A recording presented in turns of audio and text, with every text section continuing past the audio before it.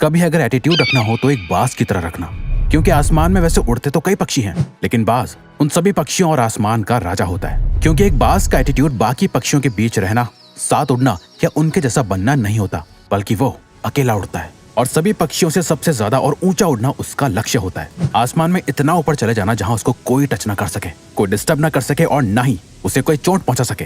क्योंकि जब एक उड़ते हुए बाज की पीठ पर बैठा हुआ कौवा उसे चोंच मारता है, उसे परेशान करता है, तो बाज उस कौवे से लड़ता नहीं है, उसे कोई रिस्पॉन्स नहीं देता। वो बस चुपचाप अपने पंखों को फैलाकर आसमान में ऊपर और ऊपर उड़ता जाता है। बाज आसमान में जितना ज्यादा ऊपर जाता जाता है, उस कौवे की परेशानी उतनी ही बढ़ती जाती है। वो ऊंचे आसमान में सांस नहीं ले पाता और ऑक्सीजन की कमी की वजह से वो कौवा बेहोश होकर अपने आप गिर जाता है और बाज उस कौवे की चोंच से होने वाले दर्द से मुक्त हो जाता है। दोस्तों, हमारी जिंदगी भी कुछ ऐसी ही है। ये कौवा आपकी लाइफ के सारे चैलेंजेस को दिखाता है और ये बाज आपके स्ट्रॉन्ग मेंटल एटीट्यूड को। एक बाज ही की तरह जिंदगी के आसमान में मुश्किलों के बादलों को अपने पंखों से चीरते हुए ऊंचा उड़ना सीखो, ताकि आपके ये सारे चैलेंजेस अपने आप ही गायब हो जाएं।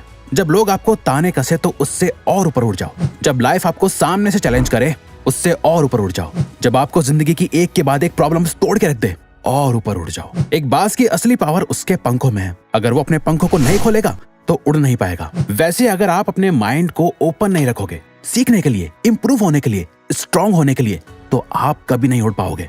एक बाज बनने के लिए आपको बाज के मेंटल एटीट्यूड को सीखना होगा, बाज जैसे मेंटालिटी और माइंडसेट को डेवलप करना होगा। बाज को तूफान पसंद होते हैं।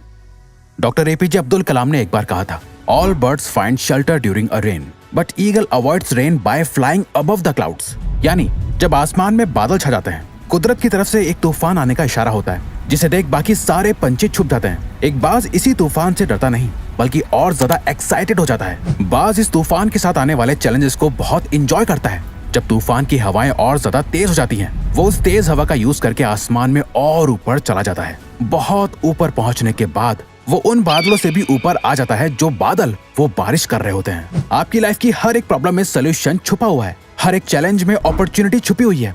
जब आप इन प्रॉब्लम्स और चैलेंजेस से ऊपर उठ जाओगे, तब आपको कई सारी अपॉर्चुनिटीज दिखाई देंगी। जैसे कि नेपोलियन हिल भी कहते हैं, every challenge brings a great opportunity with it. अब जिस दिन एक बाज की तरह लाइफ की सारी डिफिकल्टीज और प्रॉब्लम्स को लाइफ में ग्रो होने की, खुद को बदलने की अपॉर्चुनिटीज की तरह देखने लगोगे, तब जाके आप बहुत ऊंचा उड़ना सीख पाओगे। बाज अपने घोंसले में नरम घास नहीं रखता। क्या आपको पता है, एक बाज के घोंसले में कभी कोई नरम चीज नहीं होती। वो अपने घोंसले से उन घासों को निकाल के फेंक देता है जो उसे आराम करने पे मजबूर करती है, क्योंकि वो एक बाज है। घोंसले में बैठना उसकी फितरत नहीं, बल्कि आसमान में उड़ना ही उसका लक्ष्य है। कहीं वो अपने घोंसले में ज्यादा कंफर्टेबल ना हो जाए, इसीलिए वो अपने बिस्तर को भी जितना हो सके उतना कांटे भरा रखता है। बाज के जब बच्चे होते हैं तो उनके लिए वो नरम घासों से भरा घोंसला बनाता तो है, लेकिन जैसे जैसे बच्चे बड़े होते हैं, वो उन बच्चों को घोंसले से बाहर निकाल देता है और कुछ नरम घासों को भी निकाल देता है। पर जब उसके बच्चे वापस आते हैं, उन्हें वो घोंसला थोड़ा अनकंफर्टेबल लगने लगता है, पर वो उसमें भी आराम करने लगते हैं। कुछ टाइम बाद वो अपने बच्चों को फिर से उस घोंसले से निकाल देता है और सारी नरम घास को निकाल फेंकता है। उसके बच्चे फिर वापस आते हैं और ये साइकिल तब तक रिपीट होती है जब तक कि उसके बच्चे घोंसले से बाहर जाकर उड़ना ना सीख लें। और एक बार जब वो उड़ना सीख जाते हैं तो वो समझ जाते हैं घोंसले के कंफर्ट में रहने से ज्यादा आसमान में उड़ना ही उनका असली मकसद है। एक बाज भी इस बात को समझता है कि कंफर्ट जोन उसके लिए कितना खतरनाक हो सकता है, पर हम इंसान अपनी लाइफ को जितना हो सके उतना कंफर्टेबल बनाते जाते हैं। भूख लगी है तो ऑनलाइन खाना मंगा लिया, बोर हो रहे हैं तो रील्स स्क्रॉल कर ली। ये सारी बड़ी बड़ी कंपनीज आपकी लाइफ को जितना हो सके उतना इजी और कंफर्टेबल बना रही हैं, और ये आपको जितना हो सके उतना वीक बना रहे हैं। आप जितना ज्यादा कंफर्टेबल जोन में रहोगे, आप उतना ही ज्यादा आलसी होते जाओगे और आपका फ्यूचर उतना ही ज्यादा अनकंफर्टेबल और मुश्किल बनता जाएगा। हमारा कंफर्ट जोन ही हमारा सबसे बड़ा दुश्मन होता है और हमें इसका अंदाजा तक नहीं होता। बाज चेंज होने के एक बहुत ही दर्दनाक प्रोसेस से गुजरते हैं।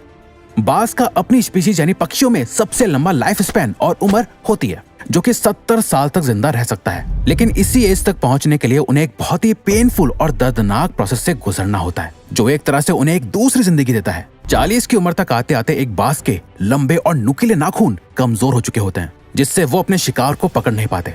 उसकी नुकीली चोंच अब मुड़ चुकी होती है, उसके पुराने सारे पर उसकी छाती से चिपक जाते हैं, जिससे उससे उड़ने में बहुत दिक्कत आती है। अब बाज को एक चॉइस लेनी होती है, या तो वो ऐसे ही मर जाए या फिर अपने आप को एक पेनफुल प्रोसेस से गुजार कर बदला जाए, जिसे करने के लिए वो अपने घोंसले में जाता है और अपनी चोंच को तब तक पत्थर पे जोर जोर से मारता है जब तक कि वो टूट नहीं जाती। फिर वो अपनी चोंच के दोबारा बड़े होने का इंतजार करता है और चोंच ग्रो होने के बाद उस चोंच का यूज करके अपने नाखून उखाड़ देता है और उनका दोबारा ग्रो होने का इंतजार करता है। जब ये हो जाता है उसके बाद वो अपनी चोंच और पंजों से अपने पंखों में से मोटे मोटे फेदर्स यानी पंखों को तोड़कर निकाल देता है और सिर्फ हल्के फेदर्स को रखता है। इसके बाद बाज अपने रिबर्थ की सबसे पहली उड़ान भरता है और खुद को जीने के 30 और साल दे देता है। बाज अकेला ही क्यों उड़ता है? एक बाज बाकी सारे पंछियों में सबसे ऊंचा उड़ता है, जिसके लेवल को कोई दूसरा पंछी टच नहीं कर सकता। बाज ये मानता है कि वो बाकी सभी पंछियों में सबसे सुप्रीम यानी ऊंची श्रेणी का है, इसीलिए वो हमेशा अकेले ही उड़ना पसंद करता है। एक बाज कभी किसी चिड़िया, कबूतर या कौवे के साथ नहीं उड़ता, या तो वो बाकी बाज के साथ उड़ेगा या फिर अकेले, पर कभी किसी छोटे मोटे पंछी के साथ नहीं रहता। अगर हम सभी पंछी हैं और आपको सभी पंछियों से बेहतर और सुप्रीम बनना है तो आपको अपने आसपास के सभी छोटे मोटे पंछियों यानी छोटी सोच और कम एबिलिटी वाले के साथ नहीं, उनसे ऊंचा उड़ना सीखो। अगर आप लाइफ में कुछ बड़ा करना चाहते हो तो उन लोगों से दूर जाना होगा जिनकी सोच ही छोटी है, जो कभी कुछ बड़ा सोच ही नहीं सकते। जो लोग आसमान में ऊंचा नहीं उड़ना चाहते वो आपको भी जमीन पर ही रखेंगे, बेशक आप अकेले क्यों ना पड़ जाओ। अगर आप ऊंचा उड़ना चाहते हो तो आपको उन लोगों से ऊपर उठना पड़ेगा जो लोग खुद तो नीचे ही रहते हैं और आपको भी ऊंचा उड़ता हुआ नहीं देखना चाहते। एक बाज की तरह स्ट्रॉन्ग विजन डेवलप करो। एक बाज अपने शिकार को 5 किलोमीटर दूर से ही देख लेता है और जब वो अपने टारगेट को लॉक कर लेता है, जब उसका गोल एकदम क्लियर हो जाता है, फिर उससे फर्क नहीं पड़ता कि रास्ते में क्या है, कितने पेड़ हैं, कितने लोग हैं, वो शिकार कितना खतरनाक हो सकता है, वहां तक पहुंचना कितना मुश्किल है। वो कुछ भी करके अपने शिकार को पकड़ लेता है और अपने गोल को अचीव कर लेता है। एक बाज कभी इस बात को लेकर परेशान नहीं होता कि उसे अपना खाना कैसे मिलेगा, वो सरवाइव कैसे करेगा, किसी ने उसके लिए कहीं पानी भर के रखा है या नहीं, उसके लिए खाना डाला है या नहीं। वो बस उड़ता है और अपने खाने की तलाश में निकल जाता है। अपने शिकार का वेट नहीं करता कि वो खुद चल के उसके पास आएगा, नहीं, बल्कि सही मौका देखते ही उस पर हमला कर देता है। इस मेंटल एटीट्यूड की वजह से ही एक बाज 70 साल तक सरवाइव कर पाता है, बाकी पंछियों की तरह भूखा नहीं मरता। आपको भी अपनी लाइफ का एक विजन तैयार करना होगा। आप जो चाहते हो उसके लिए काम करना होगा। कोई सामने से आकर आपकी लाइफ नहीं बदलने वाला, आपको खुद अपनी लाइफ की रिस्पॉन्सिबिलिटी लेके खुद को चेंज करना होगा। एक बाज कभी भी मरे हुए जानवरों को नहीं खाता। एक बाज कभी मरे हुए जानवर को नहीं खाता, वो हमेशा अपने लिए एक फ्रेश शिकार करता है। बाज का ये माइंडसेट हमें सिखाता है कि हमारा पास्ट हमारे लिए मर चुका है, पास्ट में हुई सभी चीजें जा चुकी हैं, आपके हाथ में बस आपका आज है।